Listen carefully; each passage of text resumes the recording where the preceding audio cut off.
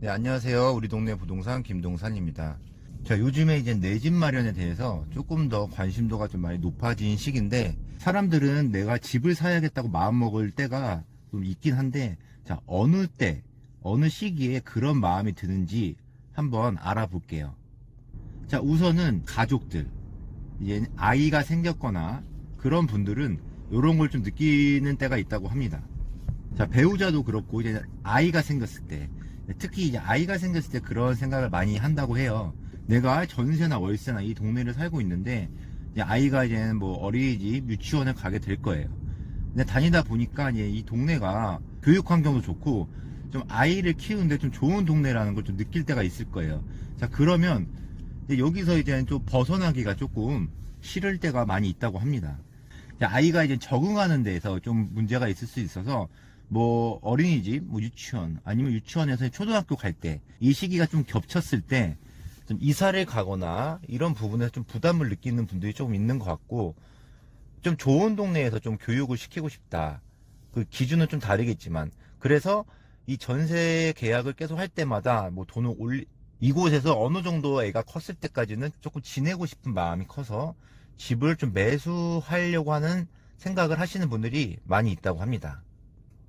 그리고 또 다른 이유는, 다른 사람들이 대출을 받아서 집을 샀는데 그 집값이 계속 올라갈 때 좀 배 아프죠. 이게 바로 몇 년 전에 이제 그런 얘기가 있었죠. 벼락거지다. 그래서 이 벼락거지, 이 심리적인 부분은 제가 이제 얼마 전에 부동산 책을 좀 봤는데, 어떤 뭐 회사원 다니는 어떤 부장에 대해서 얘기를 하는 건데, 자, 회사에서 나보다 월급도 작고 좀 좋지 않은 회사에 다닌다고 생각을 했는데, 자, 그 친구가 이제 집을 샀어요. 집을 샀는데 집값이 이제 어마어마하게 이제 오르고 있습니다. 그래서 그거를 알게 됨으로써 이 사람이 느끼는 어떤 초조함과, 아, 나는 지금 뭘 하고 있는지 조금 그런 자괴감이 들고, 이런 현상에 대해서 얘기를 한 건데, 집값이 이제 계속 올라가니까 심리적으로 그런 마음을 느낄 때가 있었어요. 자, 그래서 그때 이제 집을 사야 되나? 이런 생각을 하시는 분이 상당히 많았죠. 그래서 이런 이유도 뭐 전반적으로 그런 사회 현상이 있었는데, 그 전에도 아마 이런 걸 느끼시는 분이 많이 있었을 거예요. 그러니까 뭐 집에 대해서 뭐 조급함 없이 이렇게 천천히 이렇게 지내고 있는데, 이제 언론에서 이제 집값이 계속 오른다. 그럼 언제까지 오른지 모르는데 지금이라도 집을 사야 되나? 그런 마음, 심리적으로 그렇게 쫓기는 마음이 생겼을 때 조금 집을 매수해야겠다라는 생각을 한다고 합니다.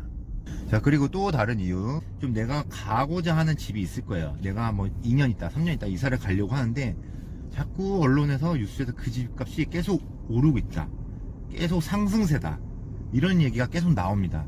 자, 그러면 그래서 집값이 오를 때 좀 생각하는 게 좀 두 개로 나눠지는데, 아, 지금은 너무 오르니까 집을 사지 말아야겠다 하는 어떤 그런 사람들과, 야, 이거 계속 오르겠는데 빨리 지금이라도 사야겠다, 이런 사람들이 나눠져요.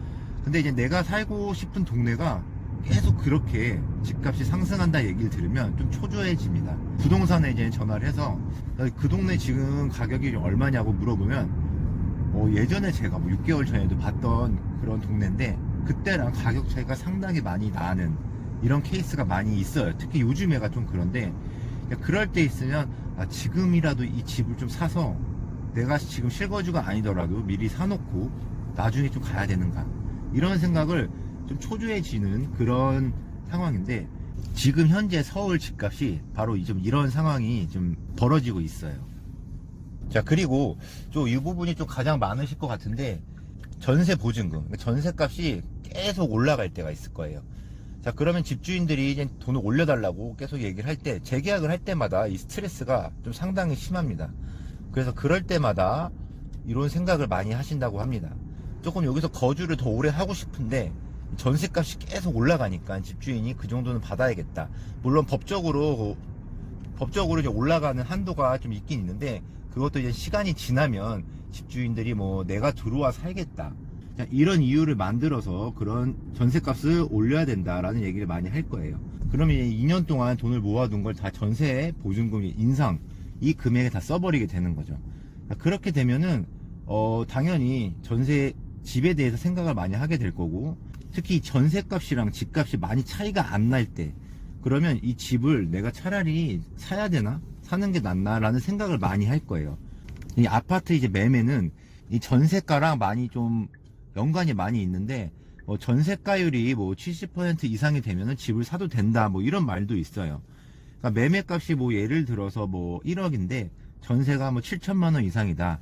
그러면 그냥 이 집을 사는 게 낫다라고 얘기를 많이 하는데, 근데 이건 시기마다 조금 봐야 되는 부분이고, 그러니까 이 전세값이 올라감에 따라서 실거주자 분들도 이런 생각하겠지만, 이 투자하시는 분들도 이 갭투자라고 해서 이런 걸 많이 노릴 때가 있을 거예요. 주위에서도 보면은 전세 집을 산 이유가 전세값이 너무 계속 오르고 올려달라는 그런 통보에 좀 스트레스를 많이 받아서 그런 결정을 하신 분들 많이 있다고 하더라고요. 자, 그리고 이제 마지막 이유는, 저도 이제 여기 속했는데, 자, 내가 전세로 살고 있는 집이 경매로 넘어갈 때, 아니면 경매로 좀 넘어갈 위험에 있을 때, 이런 상황에서는 집을 사는 게 마음 편하죠. 여건이 되면은. 저도 이제 뭐 제 집이, 제가 이제 처음에 신혼집에 살던 집이 집주인이 이 집을 담보로 이 대출을 받았는데, 그 대출 이자나 이런 계속 연체되니까 이 경매가 들어갈 뻔한 그런 것들이 계속 반복되는 그런 집이었는데, 너무 불안하죠. 예, 뭐 아무리 뭐 법적 보호를 받는다고 하더라도, 그래서 그냥 대출을 받고 집을 산 경우입니다.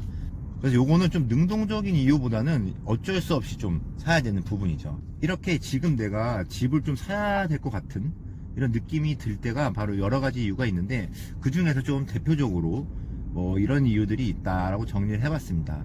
그래서 대부분 뭐 전세값에 대해 좀 영향을 많이 받아서 좀 생각하시는 분들도 많이 있는데, 이 전세가가 너무 차이가 많이 나면은 조금 많이 사라고 추천은 안 하는 그런 얘기가 많이 있어요.